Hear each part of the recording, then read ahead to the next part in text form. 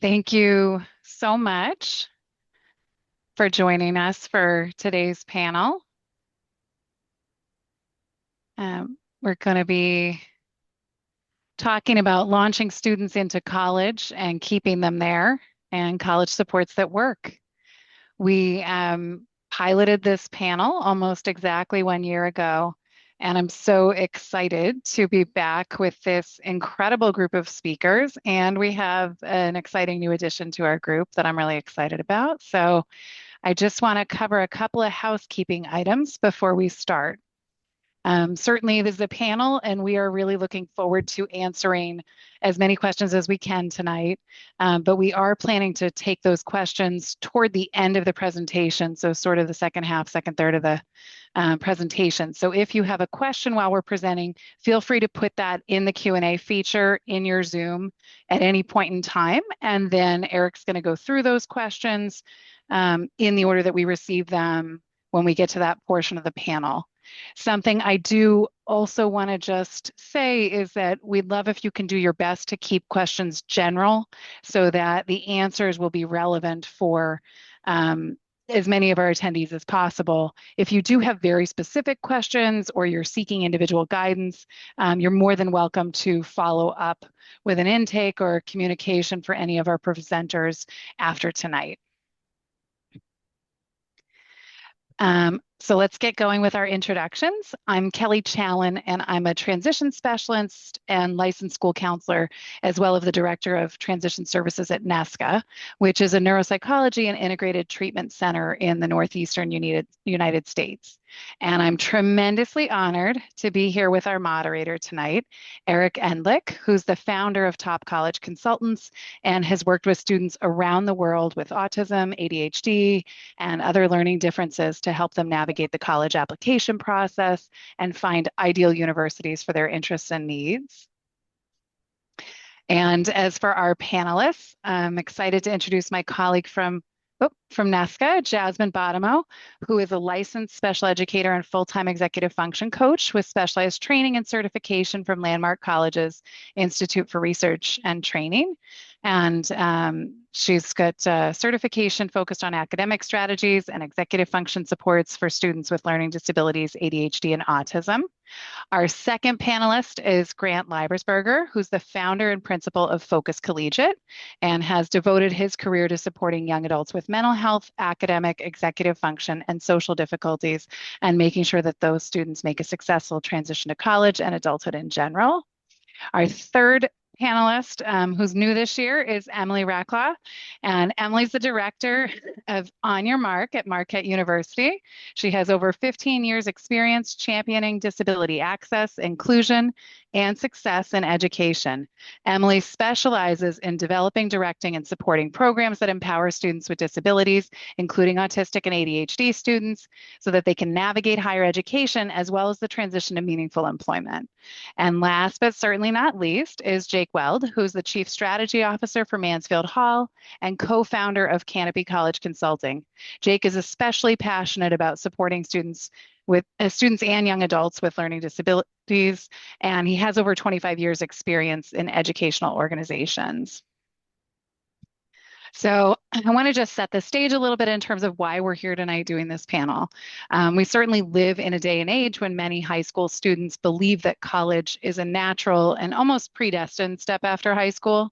College degrees are certainly important and can lead to a number of positive life outcomes. However, many students make this transition without being prepared for success. They assume it's a natural step when it's really can be quite a large leap. When we look at students who end up struggling in college, who may drop out or take time off from college, some of the commonly cited challenges are things like tuition costs and unexpected expenses, lack of academic preparation. Kelly, Yep. we don't see the slides. Oh, I'm so sorry. that is really good to know, Emily. Let me make sure we can do that. And I'm sure somebody was chatting that to me too. Um, let's see. Okay, share. Here we go. Here we go. So let me get those back this way.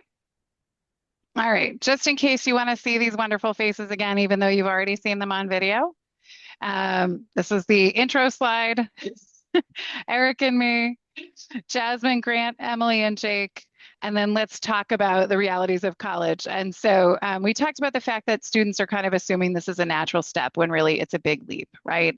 And some of the things that are challenging for students to manage are things like tuition costs and unexpected expenses, lack of academic preparation, struggles with loneliness, lack of community, but then on the other end of things, balancing social and school demands, right? So either too much social, not enough social, stress, anxiety, depression, and other mental health challenges, managing chronic health issues or new health issues, and then being overwhelmed with executive function demands is a big one. And that can be things like getting to class, keeping up with assignments, managing independent work, whole bunch of things.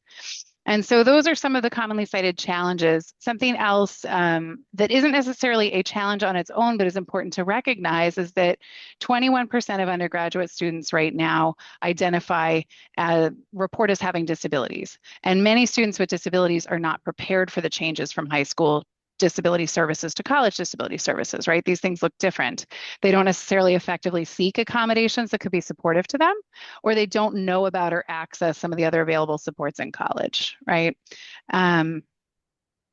So many students head to college with the goal of earning a degree, but the reality is that the path to graduation isn't always straightforward.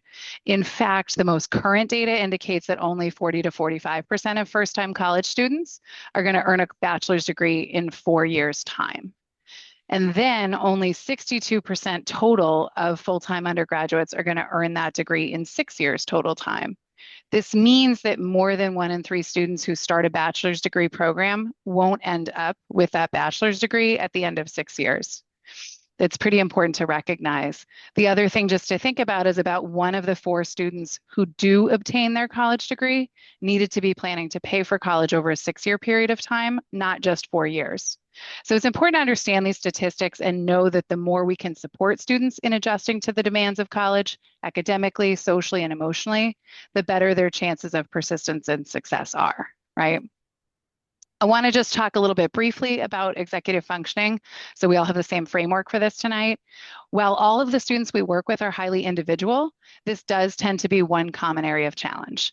And executive functions are a set of cognitive and regulatory skills that are necessary for a person to set a goal and manage oneself in order to take all of the steps necessary for completing that goal.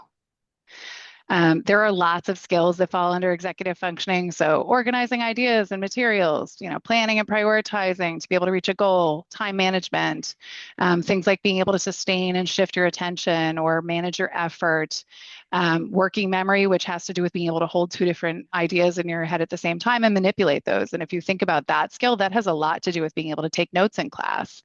Also things like controlling impulses and emotions, and even just noticing what you need and when you don't understand something. So all of these are part of executive functioning. In high school, there are lots of executive functioning demands that occur across homeschool and social activities. Things like organizing school tools, right? Taking notes does happen. Resisting video games before work, hopefully. Getting homework started, getting out of bed on time, creating social plans, balancing social activities, managing emotions through all of that. I put too many words on this slide. I'm very aware of that, but you guys will get these slides and you can read them more carefully after the presentation. But the thing is that all of those opportunities happen in high school. And at the same time, there are tons of executive functioning supports that are also built into every single one of our school, home, and social activities for teenagers, right? In high school, whether you're in a public or private school, the class size is controlled, in some way, still pretty small.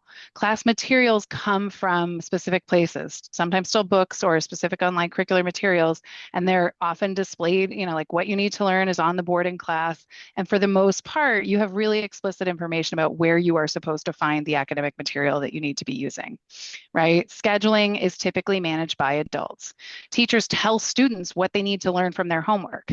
They're guiding you to exactly what you need to get out of your homework, reminding you of assignments, reminding you of due dates that are coming. Teachers are going to typically check homework and provide feedback, and they check in specifically on students that they think need extra help. So there's a lot of intervention that just happens when you're in high school. There are also, very importantly, federal laws and regulations that require schools to find, teach, and accommodate students with disabilities. In high school, it's mandatory for the school district to find the students with specialized needs and educate every student. So that's part of what's built into high school, and that is not built into college. Reading, if we think about like reading that students are supposed to do in high school, it's typically discussed in classes. So you get that double check for comprehension. Homework and studying time is still pretty minimal. Students often have frequent tests so that they're getting that chance to check their comprehension of material pretty frequently. And parents and teachers are there to remind students of their responsibilities, to help them identify and set priorities, and to correct students when behavior is unexpected. So all of this is just happening automatically to support a student's executive functioning in high school. But then when students head off to college, the demands, responsibilities, and available supports are quite different. And I'm going to hand things over to Eric to let him talk to you about that. Thanks, Kelly. That was very well summarized. Just to sort of underscore what Kelly said, there's all these supports in high school that tend to get sort of pushed out to students. So students don't have to be particularly proactive, whether it's from the district level, identifying a disability, a teacher saying, hey, remember, there's going to be a quiz tomorrow, or a parent saying, hey, remember to put your homework in your backpack before you go to school. Students are getting this support sort of automatically, organically, without having to really often kind of lift a finger to get it. In college, there's loads of resources and supports available, and I'm sure Emily can attest to that as well, as the other panelists can too. But the responsibility shifts dramatically and quite suddenly, both in an actual logistical way and also from a legal standpoint.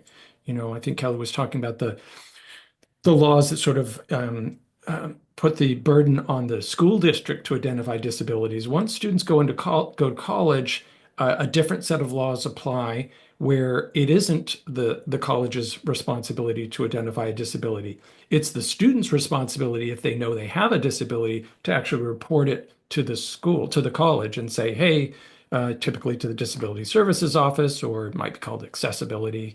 There's different names for it. Say, hey, I have a disability. I need disability accommodations. So those accommodations are there.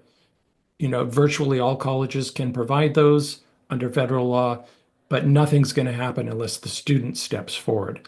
In addition, there's this almost mirror image in terms of the structure, whereas high school students' days are often very structured, from an early wake up time to get to school, to, parents being sure that they go to bed on time and shut off their devices.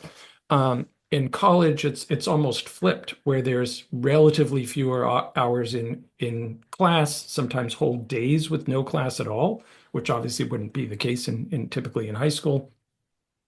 Lots of unstructured hours, larger amounts of assignments due, whether it's more pages of reading or more pages of writing.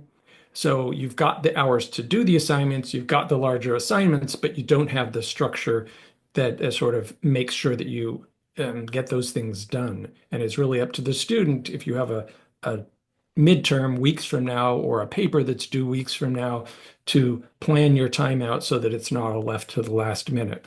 Lots of students who have executive function challenges are sort of used to kind of procrastinating and doing stuff the night before in high school.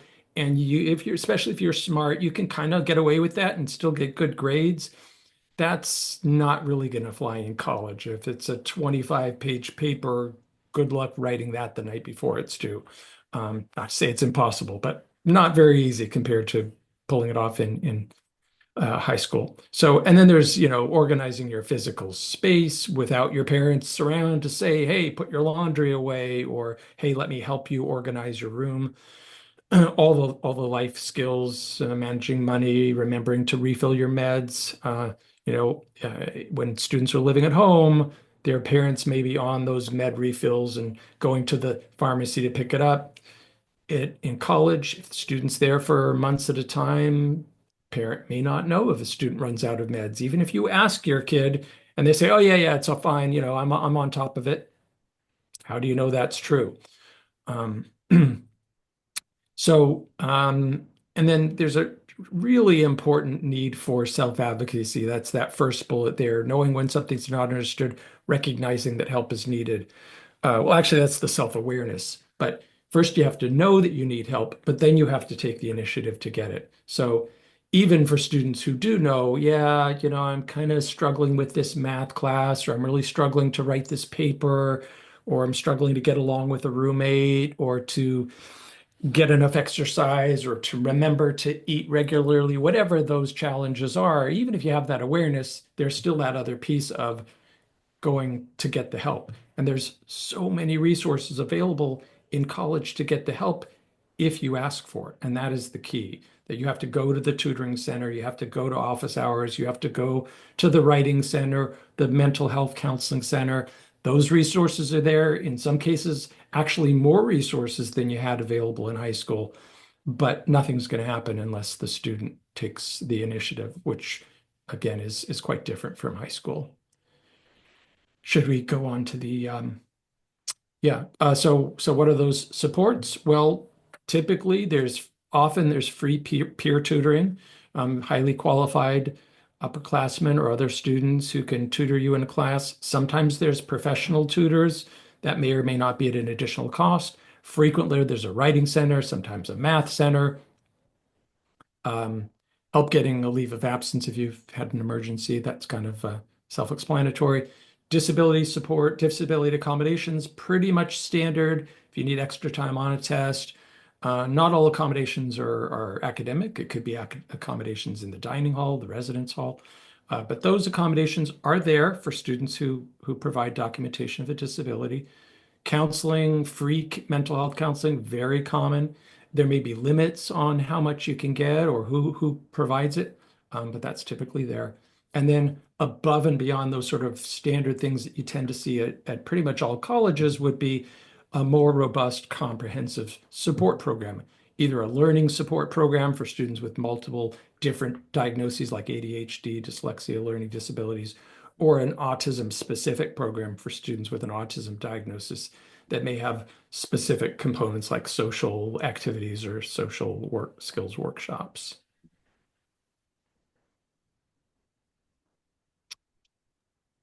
All right, so that is my cue. I'm Jasmine, Kelly's beloved coworker, and I'm going to talk a little bit about NESCA. We are a group practice that was founded in 2007. We offer both evaluations as well as direct student services, and we do that both in person and remotely. So as of now, we have a staff of approximately 25 clinicians. Kelly can correct me if I'm wrong on that number. And we have a few different locations. In Massachusetts, we are in Newton, Plainville, and Hingham. I am in New York, so I don't know where most of those places are. And then we also have an office in Londonderry in New Hampshire. And then we have staff in New York and Brooklyn, that's where I am, as well as in Burlington, Vermont.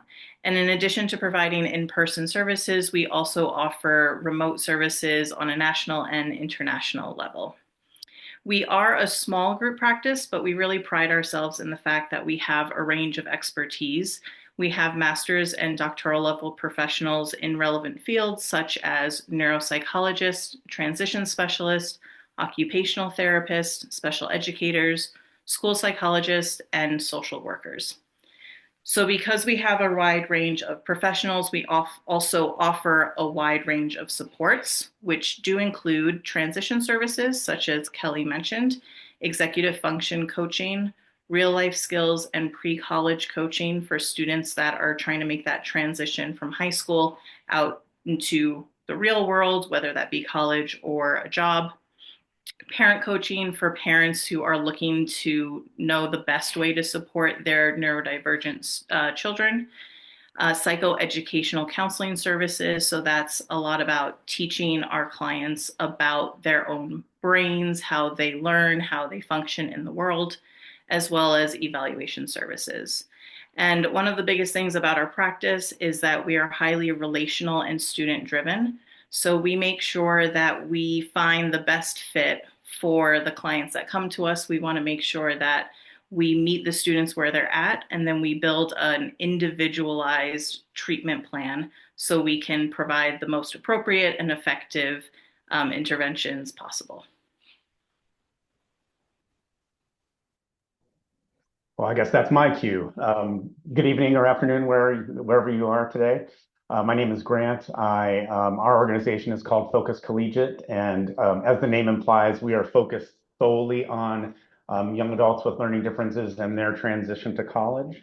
We are a private organization, so we are not affiliated with any university, but we support students at over 80 different colleges, maybe even 100 by the end of this enrollment cycle. And yet we are a pretty small shop as well. Like Nesca, we only serve about 100 students per year, both in our summer program and then our regular semester supports.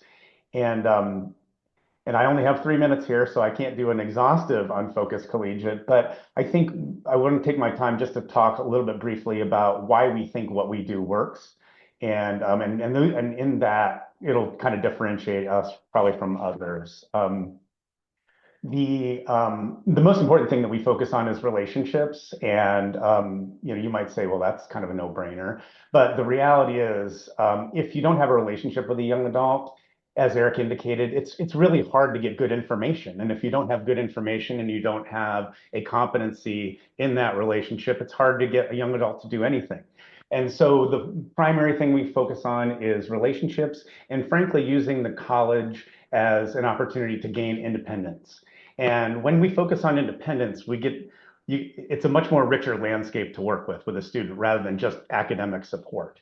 And it gets us thinking more broadly about how to address some of these student needs that are not just academic, because in fact, everything impacts academics on some level: social, decision-making, motivation for being in college, life skills. So all those things will impact ultimately academic performance, but we also have to provide academic support as well, in conjunction with, as Emily will talk about, what happens on the college campus, because we're here to support what's happening on the college campus.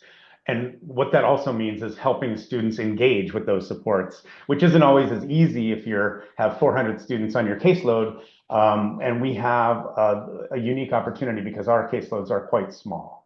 We're located in Eastern Massachusetts, and we serve students in person in Boston and the greater, but we also work with students remotely at almost every college, or we have that capability across the country, as I mentioned. The other thing that's important to know about us is that our support is kind of purchased as a package, and it's unbounded, which means that we can really meet the student where they're at in terms of when a student needs more support, we can provide it without having to bill for an additional hour. And what that does is untethers us from the hour model or half-hour model. We can really work with a student on what they need and when they need it and for the duration that they need it. I can go on, but I think our staff competency is really important. All of our staff are full-time, and I think that's the important part, is that not to be distracted by having other jobs.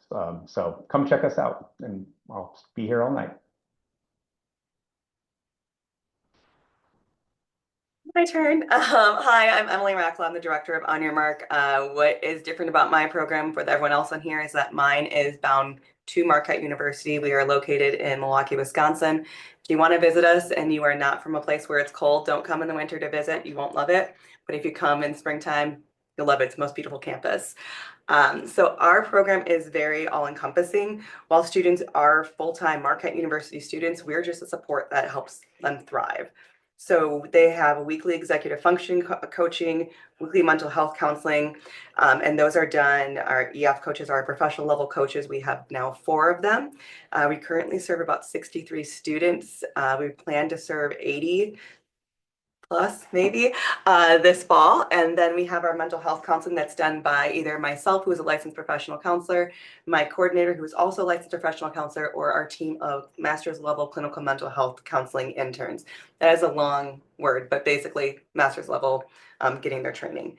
In addition, we have a really big emphasis on career support, because what good is that really fancy, expensive degree no matter where you go if you don't have a job afterwards? So really working on that transition in and transition out.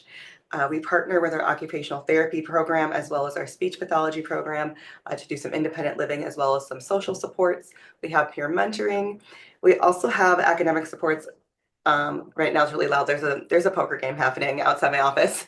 Right now is one of our social supports. But we also do one-on-one tutoring. Our university does have tutoring included in tuition, but it's usually done in a group, and sometimes our students just need one-on-one tutoring.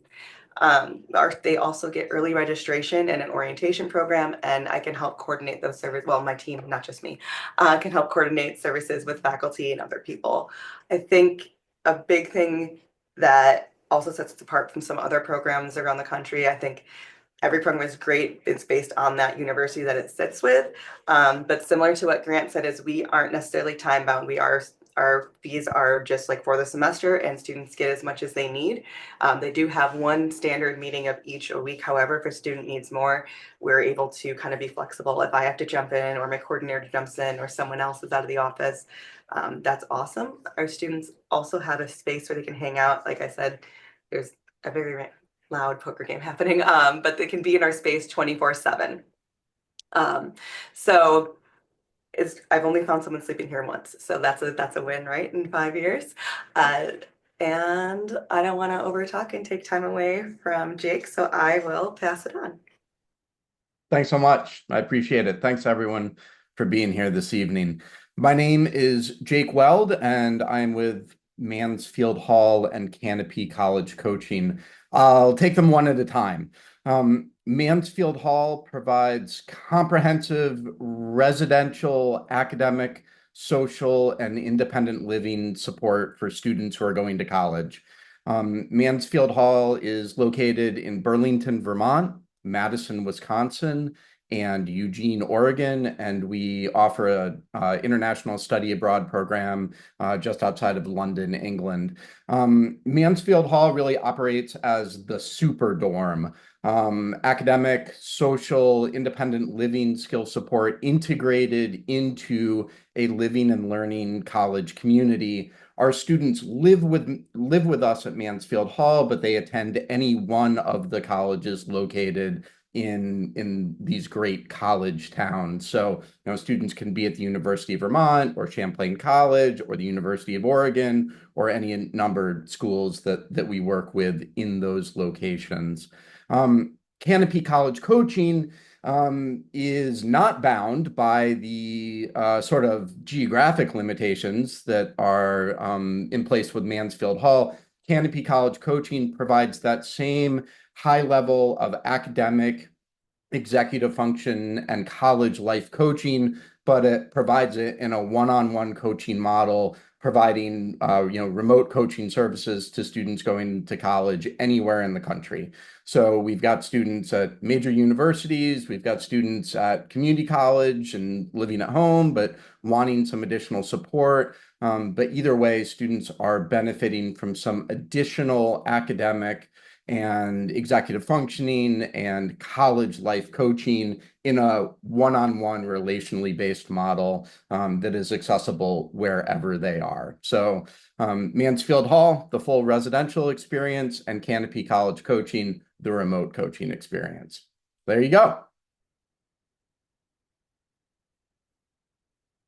Thanks, folks. So thank you to Nesca for inviting me back, and thank you to everyone for sitting in today.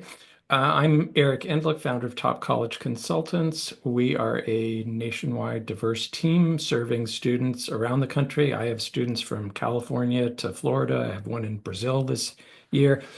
So we are really, like everyone else on this panel, we are passionate about what we do.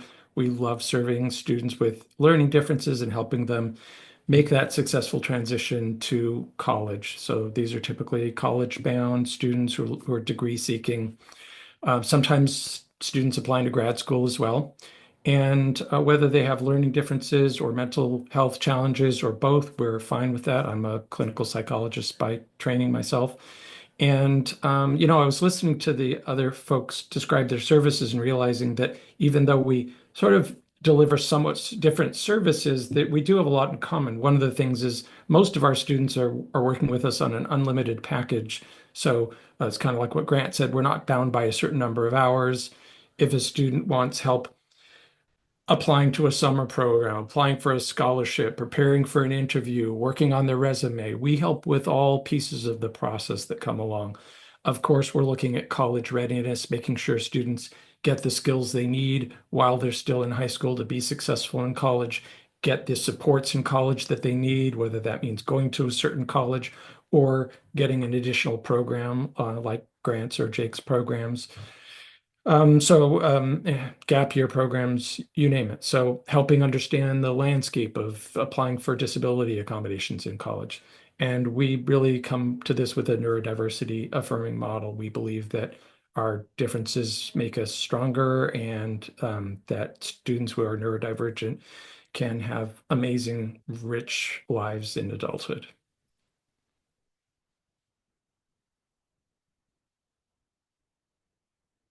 Am I reading these, Kelly? Yeah, okay. Thought so. So Rayansh, who goes by he, him pronouns, as do I, is a 12th grade high school student with current diagnoses of ADHD and dyslexia. And by the way, if we didn't get the captions going, sorry about that. Don't know what the technical difficulty was, but high school and high social and emotional intelligence, very involved in school clubs and activities, lacking study skills, has never felt the need to develop them. Ninth and 10th grade got all A's and B's, but starting last year, missed some major assignments and needed parent help to catch up.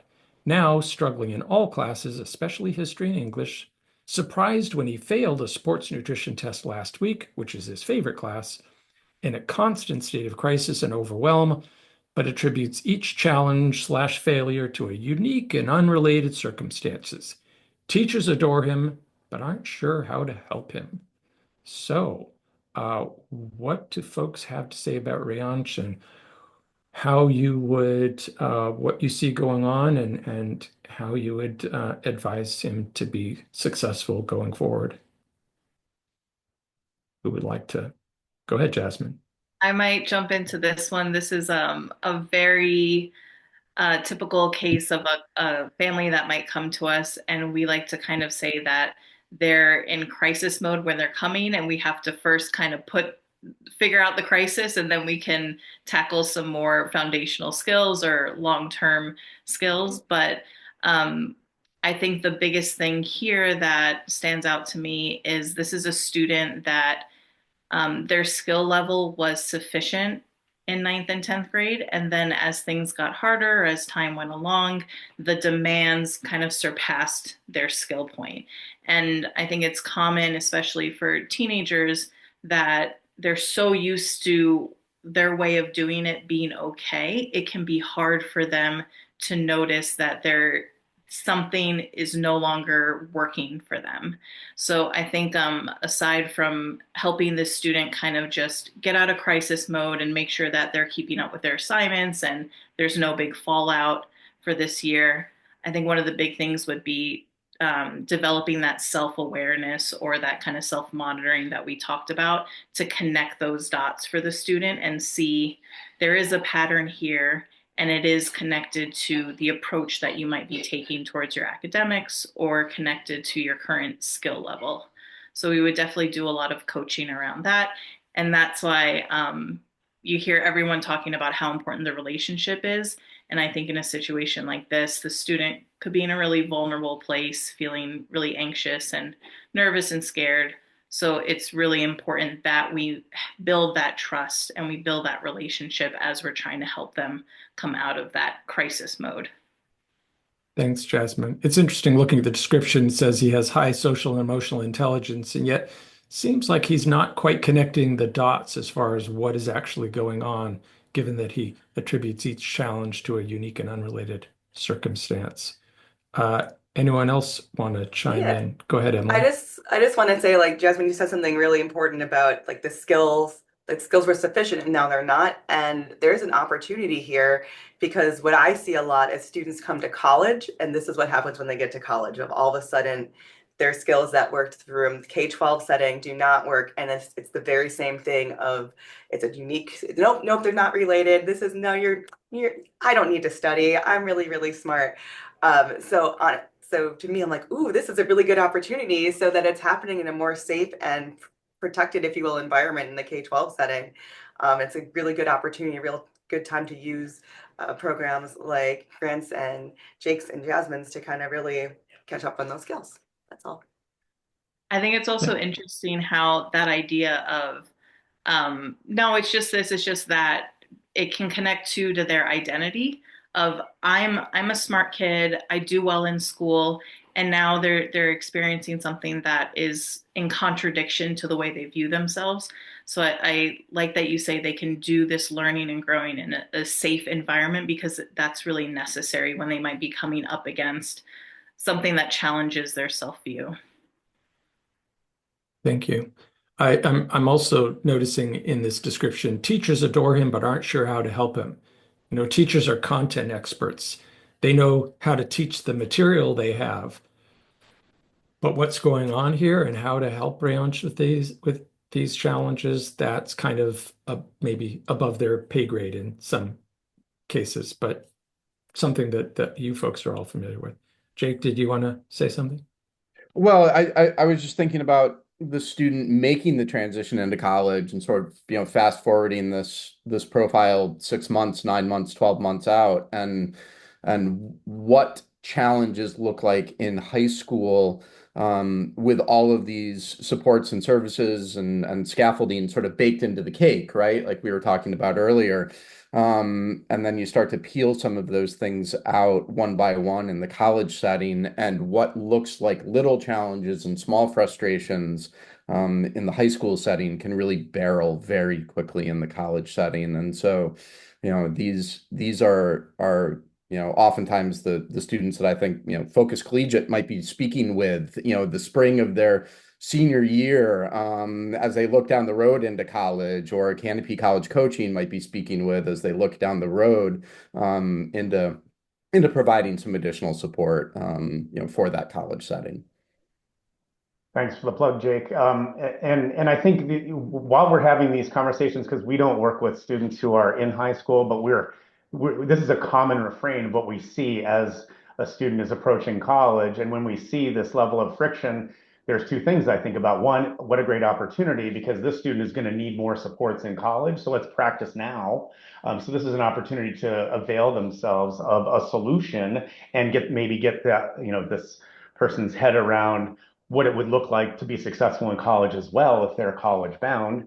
And then I think the other component of that true is to be able to help the student kind of understand, because Jake's right, like the challenge in college is if a student gets behind, they get behind very, very quickly. And so this is a tighter container now. And so we have an opportunity to help a student, because when the transition to college happens, a student getting behind has way more significant ramifications.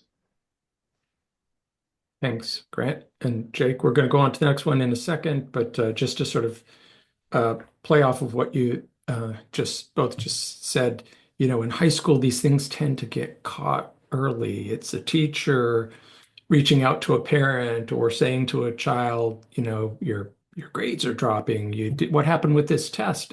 And things kind of get course corrected. In college, with parents, especially if a student hasn't signed something called a FERPA waiver, parents may not know if the student's living away. There may be a shame spiral where the student's like, oh, I don't want to tell my parent that I failed this exam. Well, maybe I'll turn it around and I'll fix it. And they don't. And then they get deeper and deeper, and things could go way off the rails, and parents don't even necessarily know about it. So it's a really different scenario. There's some great questions coming in. Folks, feel free to keep putting questions into the Q&A, not the chat, but the Q&A. We will be getting to them about 17 minutes, hopefully. Let's go on to Maddie. So Maddie, who uses she, her pronouns, is a freshman at an out-of-state private college with current diagnoses of autism and anxiety. Testing shows high average intelligence, low processing speed. We see that a lot. At a rigorous university and determined to graduate on time, falls into paralysis loops of struggling to start work due to overwhelm and perfectionism, then working past burnout point, having trouble tracking assignments on Canvas and struggles to manage fringe college responsibilities, medication management, accommodations, office hours, class registration, etc. Enjoys game club but struggles to attend consistently, unhealthy sleep patterns, which exacerbates other struggles, and will not reach out for help from professors, tutors, therapists due to embarrassment and social anxiety. Man, I relate to 95% of this description. So who wants to chime in on your take on Maddie and I'll start. how you'd address? Yeah, go ahead, Emily. Yeah, so Maddie seems a lot like some of my first year students that I see a lot of. I see, like, when we talked about this a little earlier, everyone on the team was like, yep, yep. Um, I think the first thing, and we kind of alluded to this in the last slide, is normalizing help-seeking behaviors. And just saying everybody has supports, everybody needs help, and normalizing like those pieces, because you have to get the buy-in from the student. There's a lot of shame that goes around, and when their identity is knowing all the things and being and excelling at all things, and then suddenly you're not anymore. And the idea of going from not known to known is really, really scary. So I like to kind of give that information to students and saying that, yes, your identity has been knowing all these things, and knowing things is comfortable and unknown is scary, but there's this idea that you can go from unknown to known, but the path to there is wild and it's crazy and it's up and down, and it's going to be ugly, it's going to be messy, but we're going to do it together. We'll get there together, and we'll be by your side. Which sounds very cheesy, but like that's what they need to hear. They don't need to hear, I can't believe you didn't do this or whatever. It's more of the coming alongside, say, this is where we're at. Let's meet you where you're at. What's one thing we can start with? And that's just very, very general, but a lot of it is sometimes just sitting with the student saying, all right, this isn't going how you planned. What would it look like if it was going how it planned? Well said. Go ahead, Grant. This kind Yeah, of no, I have a comment because you said that, Emily, and it really rings true. Like, what's the one thing that we can focus on right now that will propel you forward? And this is just a side comment but the number one thing that we see students struggle with is their learning management system, like Canvas. And so across the board, and so I'm speaking to all of you parents who are have inbound freshmen, this is what your student will struggle with. And don't think that because they're not a digital immigrant, they're a digital native, that it's going to become just second nature. So, but the one thing that we gain a lot of confidence with our students on is working on their learning management system with them, because it's quick gains, it's mastery quickly, you're solving a problem quickly, and then that's how we get to our relationship. And so, and I imagine that's probably universal, because that's the thing you can focus on that's right in front of you. But I would say that one bullet point there about the learning management system is very true. It's funny because I once had an intake with a family and they asked like, what would be an example of a sign of success with one of your clients? And I said, having them independently manage a calendar.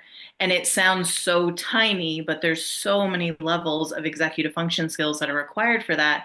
And then there's so many benefits. Like Grant said, it's such an instant payoff in them being able to own their own schedule, their own assignments, have a heads up to things.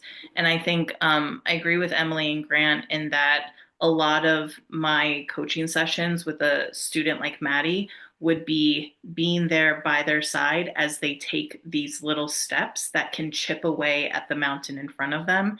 And then as that feels less overwhelming, then they can start thinking, okay, how can I tackle the bigger mountain of my social anxiety to reach out for help and things like that.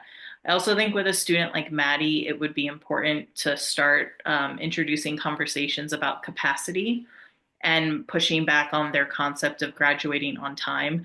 I love using that statistic that Kelly mentioned in the beginning of the webinar about the actual percentage of students who graduate in 4 years, because it's really surprising how many of my students still think that you should graduate college in 4 years. So I think kind of reframing what will college look like for you and what will successful experience of college look like for you could be really helpful for Maddie.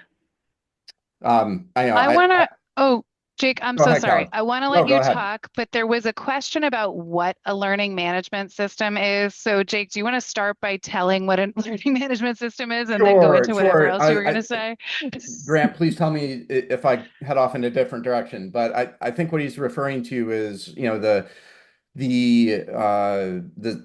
computer systems like Blackboard or Canvas in which students are getting their schedules, their syllabi, their important test dates, things are getting uploaded in different places.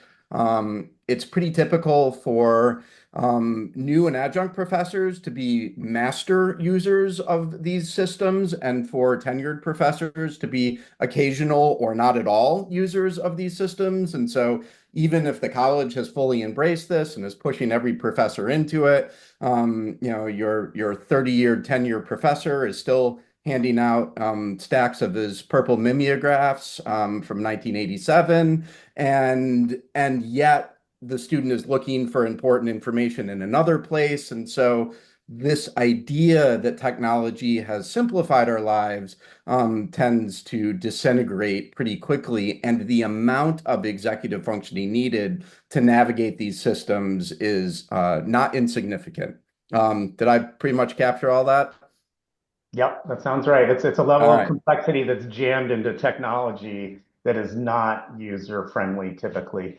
And And then there's probably people on the call saying, what is a mimeograph? well, Yeah, and I'm then sure. each professor has their own way of how I they're going to recognize organize that it. I'm dating myself.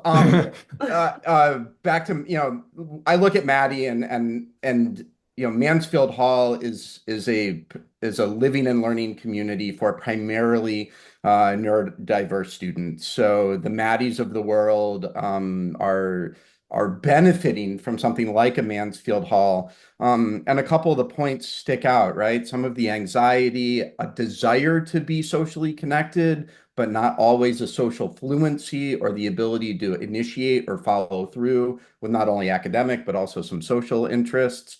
The sort of holistic breakdown that's happening, right? Because it's not just academics, or it's not just missing clubs, but it's also sleep hygiene and maybe other healthy patterns. So that for some students is where and why a sort of a comprehensive centralized service delivery model residential environment can be helpful, for a student to really put all of these pieces together all at once. And I think what we often see with the Mansfield Hall student is that they're able to spin any one of the plates of college skills in a vacuum, but the capacity to keep all of those plates spinning at all times is where the challenge really comes in. And so that comprehensive residential environment can be beneficial for some students like Maddie.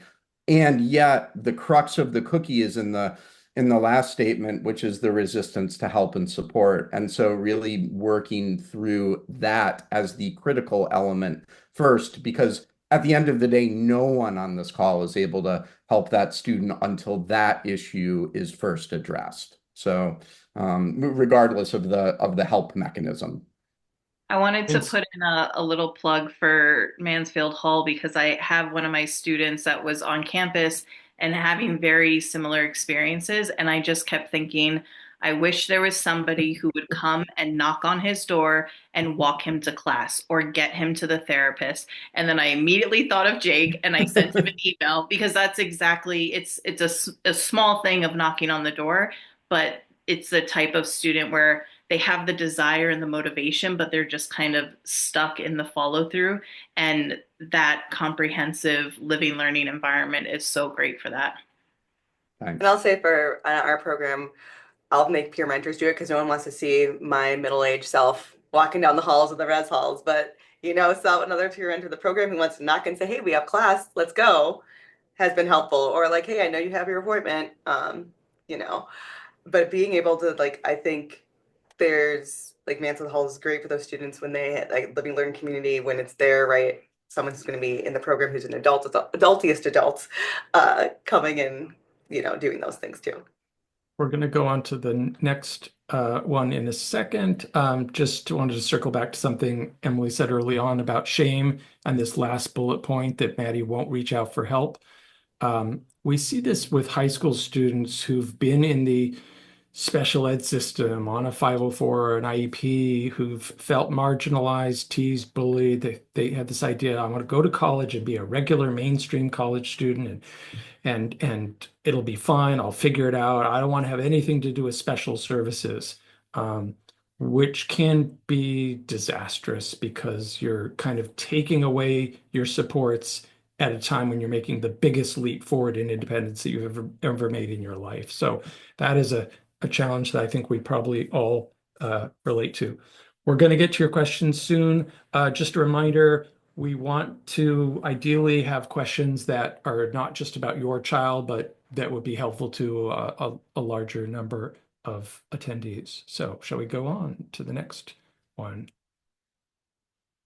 Gabby, who uses they, them pronouns, is a junior health science major at a local state college, has a current diagnosis of ADHD and a history of social anxiety.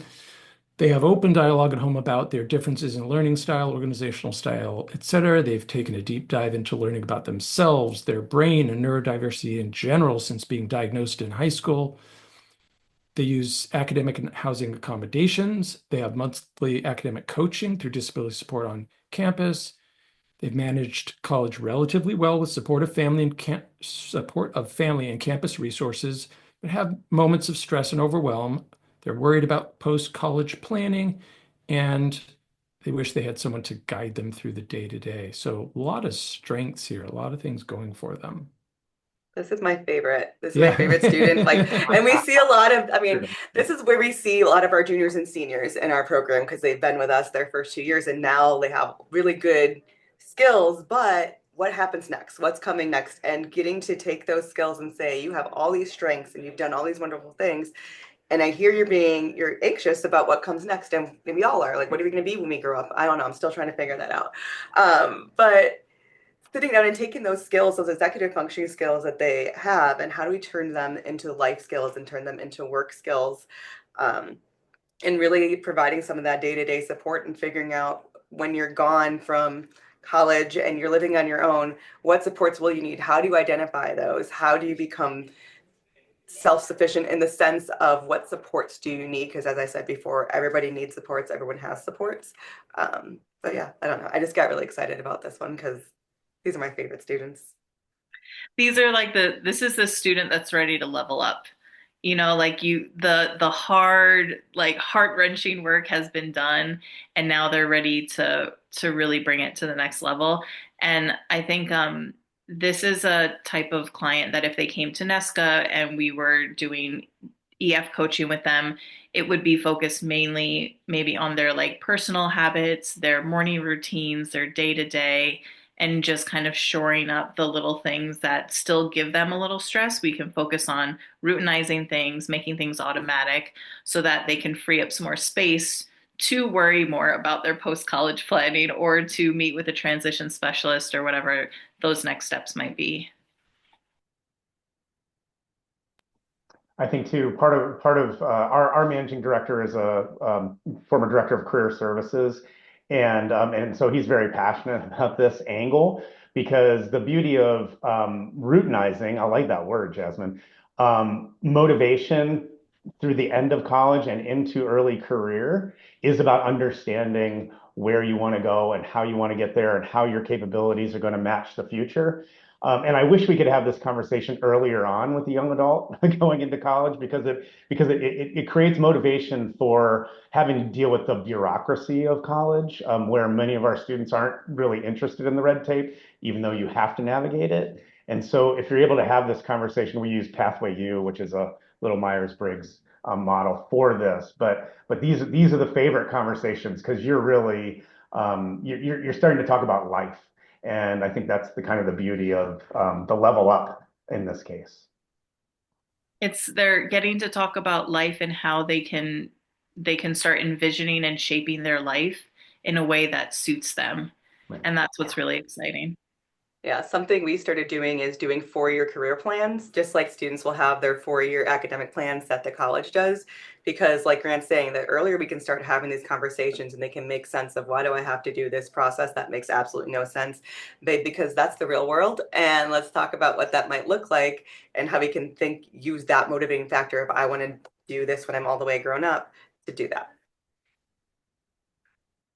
One of the things I notice on the description is the worried about post-college planning, which on the face of it may seem like a sort of a negative thing that they're experiencing this stress, but at the same time, to me, that's a positive thing that they're looking forward. They're not in denial, thinking like, I'll figure it out, I'll be fine, I'll get a job, but they're looking forward, and that kind of fits with this someone who's taken a deep dive into learning about themselves, is using disability support. They are kind of engaged and on board, and someone who would take advantages of all the kinds of services you folks offer. Any other thoughts about Gabby before we go on to general Q&A? And the Q&A is starting to pile up.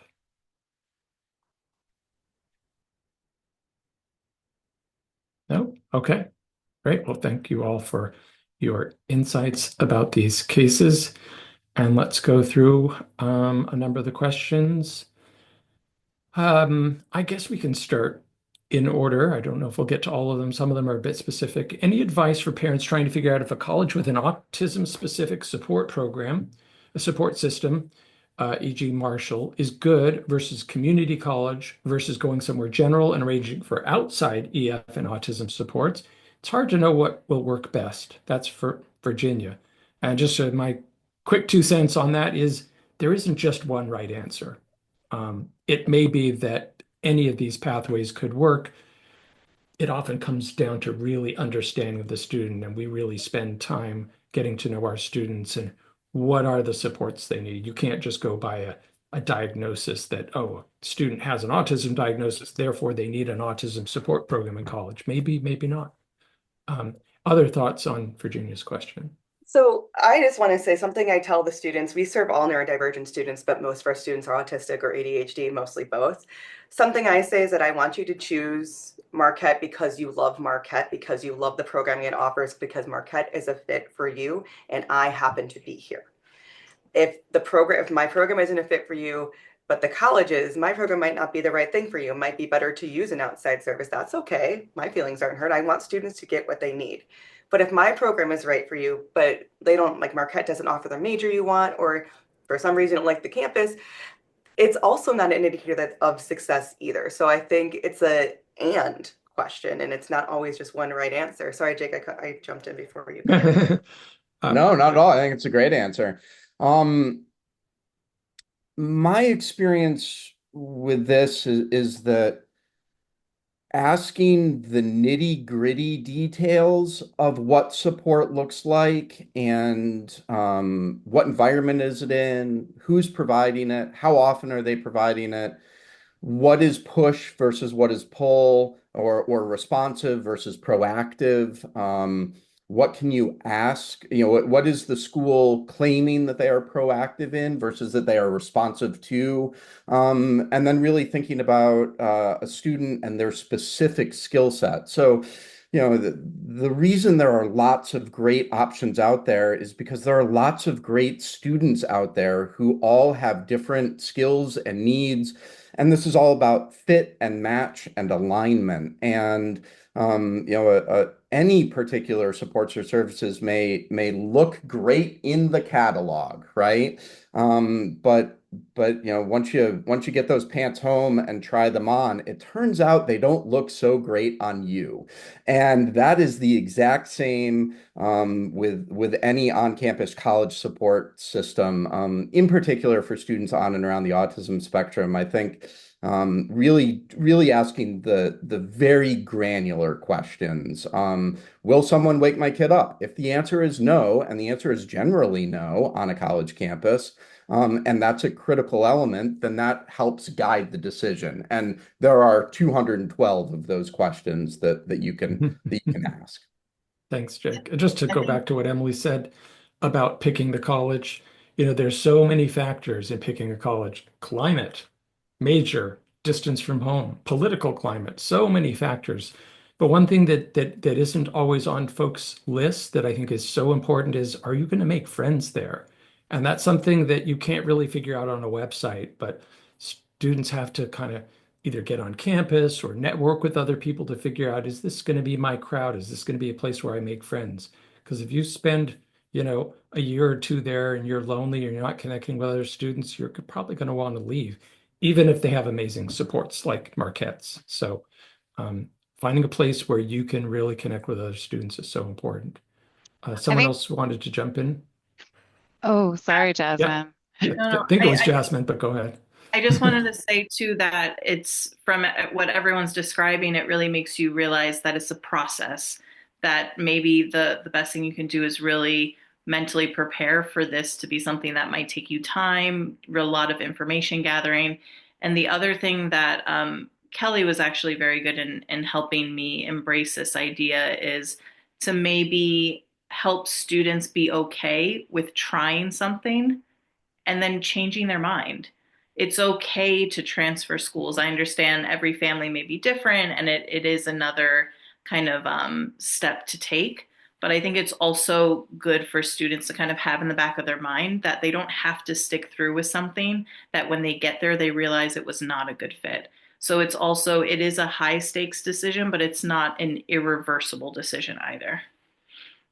I think two things that I just really want to emphasize are to whatever degree the student's ready, making sure that there are majors of interest and that the student's going to be able to focus on something they want to study that's going to actually pull them through the college experience is so important. I get a lot of families who come into my office who've like printed off a list of schools that have autism support programs or that have LD support programs, right? They got it off the internet, but none of those schools actually have a major that's of interest to their student. And so I think, yes, knowing that you have the appropriate supports in place to be successful in college is critical, but those supports can come from a lot of different places. And that is literally the reason that we developed this panel together, because one of the things that I think is so important is to understand that you don't have to pick the school that has the built-in support system. And even the schools with the built-in support system, those supports might not be the right support fit for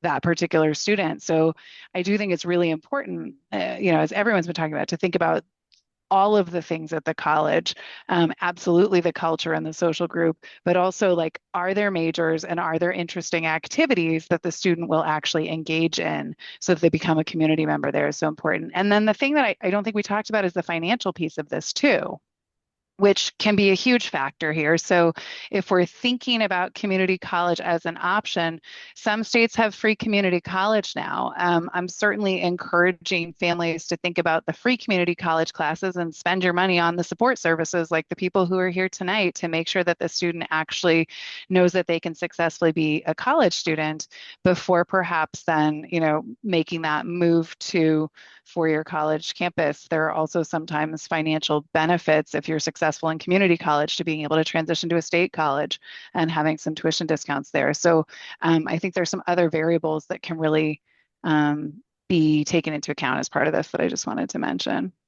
Yeah, there's a couple of questions, as long as you brought up, there's a couple of questions about cost in the Q&A from Jennifer and from an anonymous attendee about the cost of services.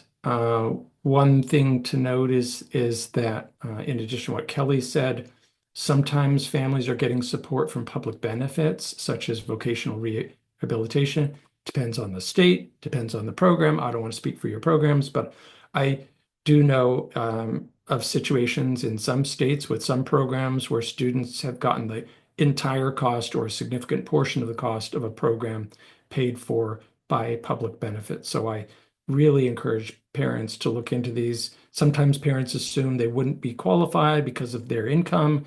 They're typically not based on income. They're based on a student's disability. So those are definitely worth looking into. As far as like the cost of folk services, we're not going to go through that, in the panel, but I think in our case, it's on our website, and if they're not on your websites, I'm sure you could easily find that information. I think it is on the Focus Collegiate website and so on. And Can I just go say back to, one thing about yes, go that? ahead, Jasmine. That's something that I've actually talked through with some of my families and clients. If we're in the middle of a semester that it's looking really rough and we're kind of deciding, do we want to increase our supports to help get through this semester? Should we drop this class? I understand that finances is a really important factor to all of this decision making. And a lot of times with families, we have to kind of balance the cost of how much would it cost to retake this class or retake multiple classes versus the cost of adding additional support right now so that we can get through this class with a passing grade. So that's also something to consider of yes, college is expensive. It's also expensive to have to repeat a lot of those college classes. I have one thought about that too. Yes, what we do is somewhat expensive, and yet coming from someone who used to work with students who failed out of college, which is why I do what I do, the cost of helping a person get their sea legs back under them after a college failure is much more expensive than oftentimes what we're talking about. And I think to a rule, we all try to drop our prices as quick as possible through a transition process by making sure that the student is gaining supports as rapidly, which ultimately drives the price down for the family. But the cost of a failure, I think, is something to be avoided. And I think it's important to try not to make this decision in a vacuum because it's all very complicated, which is why Nesca and Kelly and Jasmine and Eric do what they do in terms of because they visit places and they understand this landscape. And on some level, we do it during our enrollment process. But I think it's hard if you're not a professional to really understand the complexities and everything that's out there that's available. Yeah, and we wouldn't let cost be a barrier to getting our services if we felt like a family was a good fit for our services. That would we not operate be a on a barrier. sliding scale fee. Marquette, On Your Mark operates on a sliding scale fee as well as using vocational rehabilitation funds too. Thanks. Yeah, and many programs do use spoke rehab funds. As long as we're on the topic of On Your Mark, you can quickly answer Christy's question. Is On Your Mark available for the entire time at Marquette? Or do Yes, students age out? Yeah, so we even have students who are pursuing their master's degrees in our program too. So most of those students, right now, 100% of those students are students who are with us for undergrad. We have 100% so far, most 99-ish% retention within the program, but all students have stayed at Marquette too. Yeah, and just to quickly circle back to something Kelly said earlier about building the college list, families come to us often because they're looking for the colleges with support programs like Marquette. And in fact, we have a free database on our website, on the Top College Consultants website, of all the colleges in the country that have the support programs. You can sort it by state. So that list is there. And often families are coming to us and saying, hey, we're hiring you because you guys know the programs. Would you talk to the directors? You tour the programs. But then to Kelly's point, that, we may start out saying, hey, Marquette has a great program in this college, and this college. And then because of other considerations, well, that's too far, that's too cold, that doesn't have the major we want. We end up with a list of colleges that doesn't have many support programs. But then, there are other options like, grants and Jake's services. So it's not kind of all or nothing. Either you fly without supports or you have to go to a college that has supports. There's lots of ways to make this work. Any other comments before we go on to the next question? Go ahead. Oh, I was just going to say about the cost piece, Eric. I know you mentioned voc rehab. I don't know if we talked about insurance at all. That was a question too. Do insurance cover any of your services? I don't want to speak for people. Does insurance cover anybody on this call's services? I wouldn't think so, because what insurance typically does not cover is something that's considered an educational support versus a medical service. With that said, we do have occupational therapists at NASCA who can provide sometimes either the executive functioning around life skill support, it needs to be something that's considered more medically necessary for an individual, but there are sometimes occupational therapist or speech language pathologist who might be able to provide support around really specific kinds of skills that could either have to do with executive functioning or have to do with life skills or things like that, that you might be able to get insurance coverage for. It just might not be that, like, insurance won't cover everything comprehensive, and they're not going to cover it as soon as it really looks like an academic service. So it's something you could always check with an insurance company about and the providers that you might be interested in working with. Thank you. So going on to the next question from Bharati, do any of you offer college readiness classes or camps this summer for freshmen going into college this fall? I'm sure, Grant, you'd want to jump on that one. Yeah, well, thanks. So our summer cohort is a 3-week in-person experience, and I'm not going to do a full commercial on it, but it's at Simmons, held at Simmons University in Boston, and it's our gateway to helping understand what student capabilities are and helping them understand what their own capabilities are. We design it very much like a college experience, and about half of our students move on and go on and engage with our regular services throughout the year. But it's one of my most favorite things to talk about. So give me a call. I'm happy to talk with you all day. Mansfield Hall, the residential community of Mansfield Hall, the way our students start college is with a 6-week summer bridge program. So our students, baked into enrollment as an incoming Mansfield Hall student is arriving at Mansfield Hall 6-7 weeks prior to the start of college, and that entire time is built around building college skills and college readiness and building the relationships that are going to support and buoy a student throughout the rest of their experience. But that is tied to the year of Mansfield Hall supports and services, unfortunately not available as a standalone option. Canopy College Coaching offers a 5-week remote college readiness seminar. It's a couple hours a week, a combination of both synchronous and asynchronous work, one-on-one with a college coach. So, the Canopy College Coaching college readiness seminar is a remote coaching option that is pretty flexible and can fit into a student schedule, and provide at least a little bit of window into college readiness, college planning. Our program starts when students do their registration, which is in early June, where we do our kickoff there. And then throughout the summer, we provide remote support just because everyone's all over the place and enjoying their last summer before college.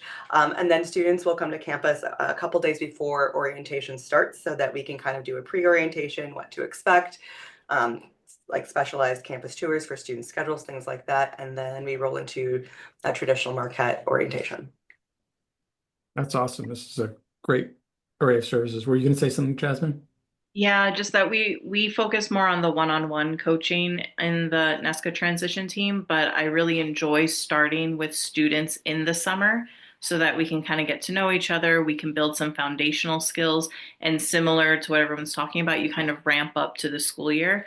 And then every summer we offer a different kind of arrangement of like crash courses for learning different EF skills leading up to the high school year or college. Thanks. And although we don't have a class or a camp per se, if we've been working with a student, we're going to continue to support them to help them understand what they need to do to access disability services in college, help them locate resources like an executive function coach, help them think about classes they want to take, clubs they want to join. And we certainly know of the programs like you folks offer and other summer college readiness programs and other kinds of summer programs and internships. So we're helping students find all sorts of resources, scholarships too. So let's see.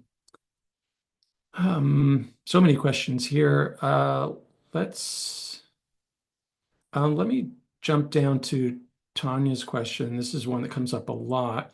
What type of documentation do colleges need from a student who's requesting accommodations, and how recently updated? I.e., would an updated psychological evaluation from age 15 usually suffice? That's actually a pretty easy question that comes up a lot, which is that it depends. It depends on the college. And I have seen everything from colleges saying, a neuropsych evaluation within 2 years of starting college that has to have the following tests on the evaluation. That would be the most stringent, all the way to the other end of the spectrum of a college saying, whatever you have, bring it to us, we'll make it work. If all you have is an old IEP or a doctor's letter, bring it to us and we'll make it work. And by the way, as long as we're on this topic, IEPs and 504s do not transfer to college. Don't let anyone tell you otherwise. Yes, there is a portion of the 504 law that applies in college, but your plan in high school does not automatically transfer to college. The college may or may not look at it, may or may not be willing to work with pieces of that, but it's not a slam dunk. Anybody else want to say anything about that? Tanya's question? I have noticed a trend across universities of also doing like provisional accommodations while they're waiting for students to submit more substantial documentation if the student has like a good, more recent IEP, or even just some documentation from a doctor's note or something kind of thing, and they need more information, but they have enough to kind of get started. That's been a thing, especially since there was big backups with evaluations happening for a while. Thanks. And on that sort of related topic, occasionally colleges will provide or help students get low-cost evaluations, which is a godsend for some families because these evaluations, if you're getting them outside the school district, can be extremely expensive and there could be a long wait. So if you have determined that you need an updated neuropsych evaluation and you can't get what you need from the school district, and school districts should be able to do evaluations, you may need to get you may need to get on a waiting list. So, yeah. The one plug I would put in for this is to, once the evaluation is done, the evaluator is gonna write up a summary of the findings and then enumerate a set and series of accommodations that are requested by that evaluator. And there are some evaluators that sort of have a boilerplate version. There are some that really think pretty deeply. And most of them are open to suggestions. Hey, do you think this would be a good accommodation? Do you think that would be a good accommodation? If I can put in a plug for asking for any accommodation, it would be access to professor notes or a scribe or some version that is going to mitigate the cognitive load of working memory and dysgraphia that is often going on with students with learning differences, and the challenge that poses in a lecture hall where you're having to manage the social environment, listen to the professor, pay attention to what's going on, and then write or type everything in real time.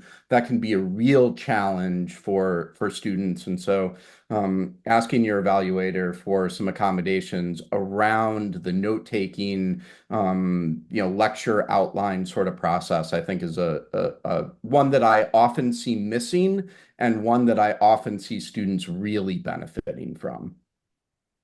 I have one quick comment, and then we'll just move. Coming from somebody who employs basically exclusively former disability service directors, having someone in the room helping the person on the other end translate the neuropsychological into functional intervention on the campus is more of an art than it is just a written list. So what we do is we make sure that we're involved in that conversation. And I think it's good for a student to have someone involved in that conversation if they'll let them, because oftentimes the student doesn't have the full picture or insight into what is going to work for them. And especially if a parent knew what worked and how that translates onto the college campus, I think these are good places to be. Something I just wanted to explain, Eric, you did a nice job talking about the differences in terms of IEPs and 504s in high school are different than an accommodation plan, and these laws are different. But what I think is really misunderstood is that the way that you qualify for special education services in high school, if you're qualifying for an IEP, is because you meet criteria for a disability identified in the IDEA law. That is not the same thing as having a medically recognized disability or a disability that's listed in the DSM and and so there could be a situation where you have qualified for special education services through school-based testing in high school, but you're not necessarily sitting on documentation of a disability that would meet criteria under ADA or under, Section E of, or Part E, Section 504 of the Rehab Act, right? So it's just one of those pieces of, I think we sort of misunderstand if our kids diagnosed with a disability, they're diagnosed with a disability, but that's not actually, like, they're diagnosed under a certain set of criteria. And so there are some colleges that are willing to accept certain documentation, but it's totally reasonable under the law to really be looking for medical or psychological documentation that didn't come from a school, because there are a lot of people who might do the testing in schools that cannot provide diagnoses. So you just need to understand what kind of documentation you actually have, and you have to have that really clear conversation with the disability support services or the accessibility services at the college to make sure that you're sitting on the right kind of documentation for your child. Very well said. I also find that although college websites are quite variable, in many cases, it's pretty clear on the Disability Services website what documentation is required and how you go about getting your accommodations. And I would also add to that, we're talking about learning differences here primarily, but of course, students have all kinds of disabilities, sometimes multiple disabilities. So it may not be a neuropsych evaluation because it may be a different kind of disability, number one. Number two, sometimes parents say, what if my kid wasn't on an IEP in high school? Well, of course. What if you got diagnosed over the summer before you started college? Not all disabilities are diagnosed in K through 12. So you can absolutely get access to accommodations in college, or maybe you're in college and you get a traumatic brain injury and you have a new disability that started after you started college, or you got diagnosed during college. So it can start at any point, but it's about getting the right documentation. Absolutely. So I know I'm jumping around with questions here, but I want to kind of hit the questions that apply to. Oh, someone asked, can you list all the companies with contact info or email it? Maybe that should go out in the email. We can Eric. email that. Okay. Our closing slide just has the actual like logos for each of our companies, and then it has Jane Hauser's email, and I will show that before we end tonight so that you have Jane's email if you can't get one of us. But we will, when we send out the slides, make sure to include contact information for all the presenters. Thanks. This is an interesting one from Leslie. What is your success rate in terms of getting a college degree, or however you measure success, with students you work with? Anybody want to be in the hot seat? I'm probably we're 5 years old, so I can probably start from there. So far, I'm knocking on my fake wood here. We have 100% on-time graduation, and for us, that's been within 5 years. And then 100% job placement, or whatever next step is, if that's grad school, professional school, within 6 months of graduation so far. So hopefully we can keep that up, but statistics, we'll see. For us, we judge our outcomes based on a semester by semester basis. So, was there unplanned attrition of a student in between fall and spring semester? And for us, that these are the hallmarks, because if we don't have unplanned attrition, our students are moving forward and will eventually graduate. So, and so our metrics, which I'm happy to report, our unplanned attrition for this year was less than 5% students left college for any reason. And so, so we haven't been able to imagine a world in which we're looking at graduation rates, because I think our outcomes are even beyond just graduating. And so we tend to focus on kind of more the here and now. I would say the exact same thing for Mansfield Hall. And success is different for every student. I think moving on to the next right step is what is successful. And sometimes that means moving into the college dorm and continuing with college. Sometimes that means graduating college. Sometimes that means choosing to do something other than college because that is the next right step.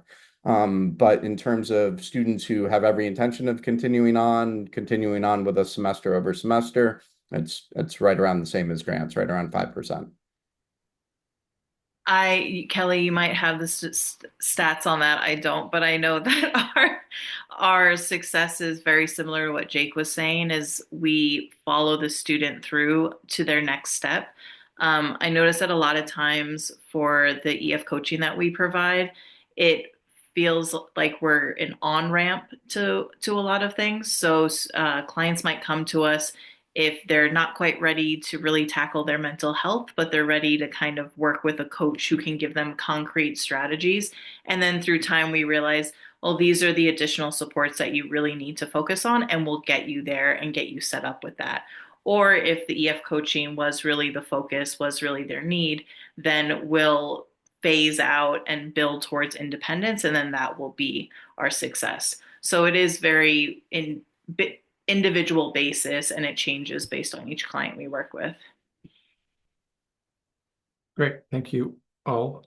Trying to squeeze in as many of the questions as we can. I know we're probably not going to get to all of them.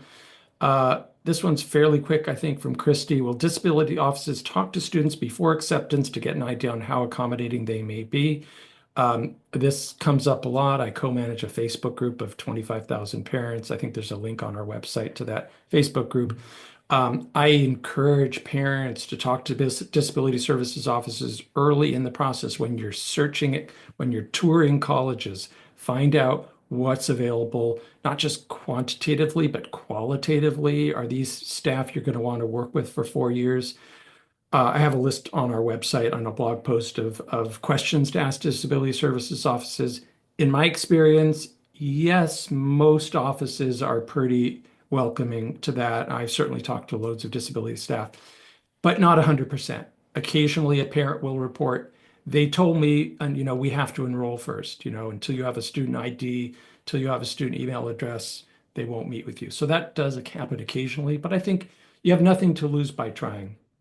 So I think I can speak for like a lot of the institutions that I'm familiar with and ours too, is that because the accommodation process is an interactive process for students who are admitted and enrolled at the university, the conversations they're going to have is usually be very general and saying, here's typically like students who have these kind of are impacted by their disability in this way. This tends to be accommodations that we see, but they're at no point would someone say, oh, I swear, like this is exactly the accommodation we're going to provide for your student, because that's not the interactive process piece.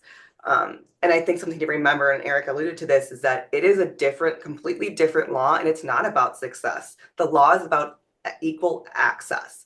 So if the student wants notes because that's what they've always had, but it doesn't align with what the documentation says, that's not going to be something that the university would necessarily support without additional documentation. So I think it's just really important to remember that you are switching from a setting of success versus access. I saw in one of, I don't know if it was Eric's Facebook group or a different one, but it was a parent who was quite upset because the college the student was attending was not being flexible with deadlines, right? For homework, for papers, for other things.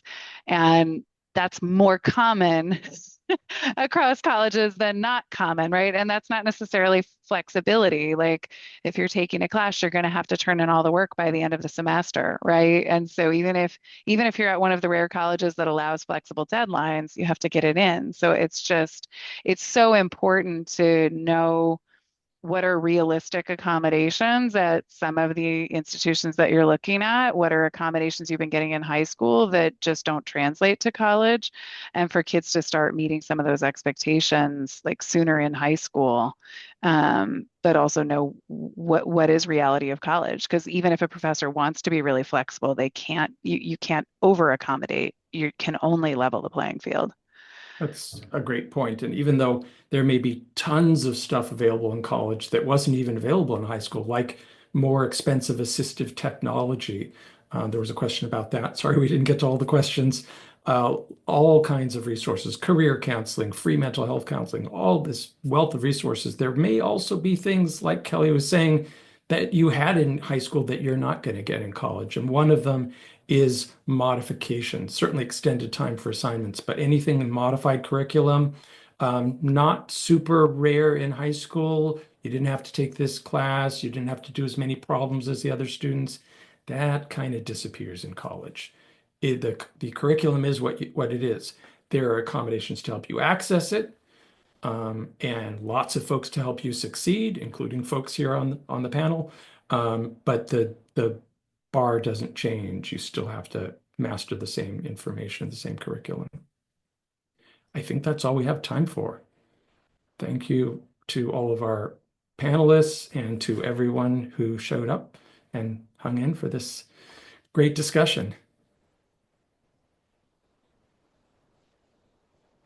Great. Thank you so much, everybody, for being here tonight. Thank you so much, Eric, for moderating. Thank you, Emily and Grant and Jake and Jasmine. And thank you so much for all of the participants who came on time, ignored the fact that I didn't have the slides up early, and then stayed all the way through all of this Q&A. This was really wonderful. We're so fortunate to be connected with all of you and to be able to collaborate with you guys in supporting the students that we work with. And I just really appreciate everyone's time tonight.